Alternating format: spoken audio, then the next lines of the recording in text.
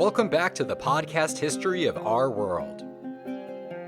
Chapter 27, The Conquest of Samaria and Israel. Paying the tribute of 1,000 silver talents to keep Assyria on friendly terms required Menahem to get creative. After all, Israel's coffers weren't what they used to be. Either that or he simply didn't want to dip into state funds, so he imposed a one-time tax on every household. 50 shekels ought to do it, worth a little over a pound of silver. At the current modern spot price of silver, that's about $245 US. But so what? The poor can't afford it, and the wealthy don't want to. This relationship with the Assyrians was becoming a severe burden, costing them much but not really seeing anything in exchange. Anti-Assyrian anger spreads, which eventually leads to the first open revolt. The city of Tapua, located on the fringes of the Israelite kingdom, had declared their independence and shut their gates. One city located on the frontier wasn't going to make a difference, yet Menahem chose to make an example here, that all might know his character. Once he had breached their defenses, it is written that he smote the city, and all the women therein that were with child he ripped open. His time with the Assyrians, it would seem, was starting to rub off on him. Although while something this cruel might work for that empire, Menahem found the opposite effect with the Israelites. Overwhelmingly despised for his deeds, he felt there was enough of a threat to his person that he even hired Assyrian soldiers to protect him, which didn't exactly help from a PR point of view. Menahem's death in 737 meant his son was next in line, and just 2 years into his reign is assassinated by Pekah, one of his chief officers and leader of an anti-Assyrian faction. Pekah reaches out to the kings of Damascus and Tyre to put aside their past grievances and join together against the real danger here, Assyria.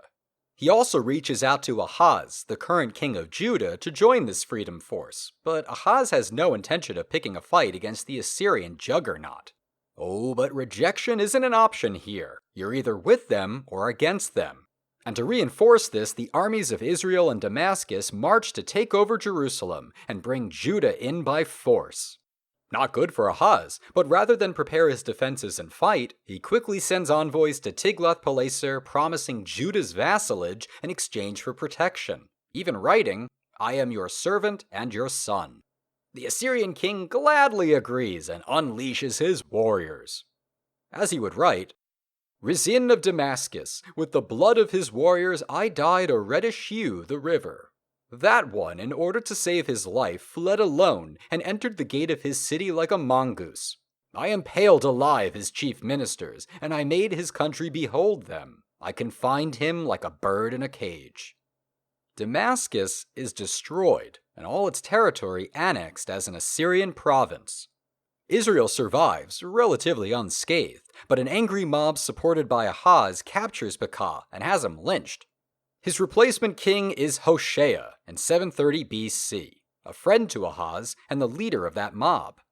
He does away with the silly notion of resisting Assyria and reassures them of his loyalty by paying the tribute again. Probably a wise decision too, because in 727 the new Assyrian king, Shalmaneser V, marches to Tyre and commences a 5-year-long siege of the city. It's a little nerve-wracking that his army is so close to Israel's borders, but on the bright side, if it's taking him that long to conquer one city, maybe they're not as strong as they used to be. With that thought, Hoshea does a complete 180 and decides there will be no more tributes to Assyria. Immediately after this, he sends messengers down to Egypt, inquiring if the pharaoh would be willing to ride out for war. The plan to pit two giants against one another is a sound one, but this never materializes. Somehow or another, Shalmaneser learned of Hoshea's treachery, and upon seizing Tyre, pointed the Assyrian army towards the Israelite capital of Samaria. Hoshea had gambled and lost. Israel was poor, weak, and politically feeble. It might be for these reasons that instead of the normal graphic, boisterous gloating other Assyrian kings write about, this is all that was recorded of Shalmaneser's war in Israel. He ravaged Samaria.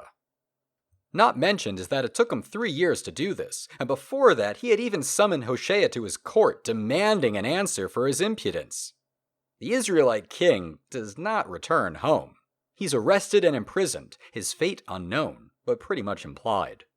Shalmaneser doesn't do much more in Israel because he dies in 722, being succeeded by, no, not his son. This man is of an unknown origin. Could be a royal, maybe a military leader, no one's really sure. What is known is that when he became king, he takes a new name in emulation of the kind of ruler he wants to be, which is Sargon, aka the legitimate king. His Akkadian counterpart wouldn't have left a land only partially conquered, and neither would he. The Israelites wouldn't go down without a fight, though, and even while Sargon was preoccupied fighting Philistines and Egyptians, the Israelites continued their revolt. But this couldn't last forever. In 721 BC, Israel finally fell to the Assyrian king. He records what befell the capital Samaria. The Samarians, with a king hostile to me, consorted not to do service and not to bring tribute, and they did battle. In the strength of the great gods, my lords, I clashed with them. 27,290 people with their chariots and the gods they trust, as spoil I counted. 200 chariots, as my royal muster I mustered from among them. The rest of them I caused to take their dwelling in the midst of Assyria. The city of Samaria I restored, and greater than before I caused it to become. People of lands conquered by my 2 hands I brought within it. My officer as prefect I placed, and together with the people of Assyria I counted them. Nearly the entire population of Samaria and Israel is deported, sent to the farthest and least populated regions of the Assyrian Empire. This event is considered the origin of the 10 lost tribes, where all but Judah and Benjamin were exiled from the Promised Land. Although the Levites had already fled to Judah when Jeroboam took over, and not to mention the numerous refugees that would have surely fled south too, including the fact that in the 2nd book of Chronicles it states that the tribes of Asher, Manasseh, and Zebulun were spared by the Assyrians. Whew, it's probably best not to think too hard about it. Regardless, this massive expulsion happened, a harsh punishment for insubordination. That said, Sargon isn't going to leave the land barren. New citizens from the empire are brought in to form a new Assyrian province named Samaria. With such a diverse background, these settlers brought their native gods and traditions with them, intermingling with each other and the indigenous peoples there. It's from here that we see the origins of the Samaritan people, the first Jewish sect. Nowadays, the word Samaritan typically has good preceding it, referring to a parable in the New Testament of how a Samaritan helped a total stranger who had been beaten and robbed. The modern usage describes an altruistic individual, but for most of history, these people were despised by the Israelites and Judeans, treated as half-breeds, pagan worshippers, and child sacrificers. Naturally, they believe their Yahweh worship is really the purest, and it's the religion of Judah that's corrupt. But honestly, the differences between Judaism and the Samaritans have become fewer as time progressed. They have a different holy site, Mount Gerizim instead of Jerusalem, a different set of 10 commandments, and go by their own Torah. They're also prohibited from marrying anyone outside of the Samaritan nation, which has become a significant modern problem. Over the centuries, they've seen their numbers decimated by the Byzantines and lost to conversion from either Christians or Muslims. As of 2014, their census reported 750 Samaritans remaining, and with such a tiny gene pool comes the prevalence of hereditary diseases. Well, the solution proposed is still considered controversial in their community, but they're allowing men to marry Ukrainian women for a DNA refresher.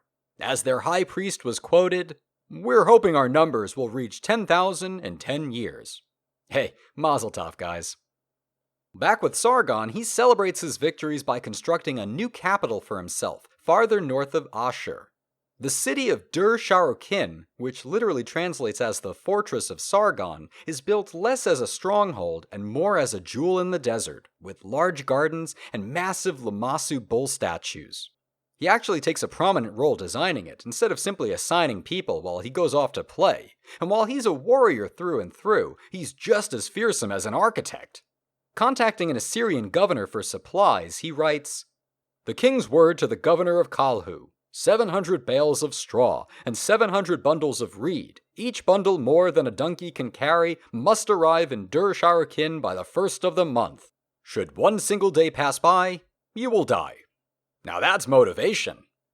While the palace was being built, Sargon completed his conquest of the Levant by annexing the Philistine cities and taking his army into Cyprus, subduing the local Greek and Phoenician inhabitants there. Despite the fact that Judah was an easy target, he left them alone. After all, they had paid the tribute, and therefore would be spared his wrath. Come 706 BC, Sargon would move into his new city and enjoy its splendor for a whole year, before falling in battle with the Samaritans. His conquest of Israel seems to stick out compared to the other kingdoms of the Levant, since Sargon had essentially wiped them off the map. Sure, other regions got it bad too, but he left them intact and its people beaten, not uprooted. Phoenicia was always lightly punished, probably because their nautical skills were so valuable. And not to mention the Philistines, although perhaps they were to act as a buffer state with Egypt. Still, the fall of Samaria meant things were never going to be the same, especially for Judah, thinking they're safe and secure just buying off would-be invaders. No doubt the refugees flooding in from Israel brought horror stories of Assyrian soldiers piling up severed heads, creating human shish kebabs and other gruesome acts. The kingdom of Judah has weathered this storm as best it could, but its outlook was grim. The affluence that once blessed Solomon had long since run out, and those friendly relations with Assyria relied on a generous tribute. Should the people start pushing for an anti-Assyrian rebellion, that could be the end of Judah. Of course, if the king could actually reach out to Egypt without getting caught this time, maybe things could work out. Or, going out on a stretch here, convincing the Babylonians. They've really had it in for the Assyrians ever since the two had a falling out, and if they could overthrow them, Judah could be saved. Although I guess that would just be trading one empire for another. Well, one of them is bound to work out. Maybe. Oh, everything's coming to a head as three superpowers clash with tiny Judah caught in the middle on the podcast history of our world.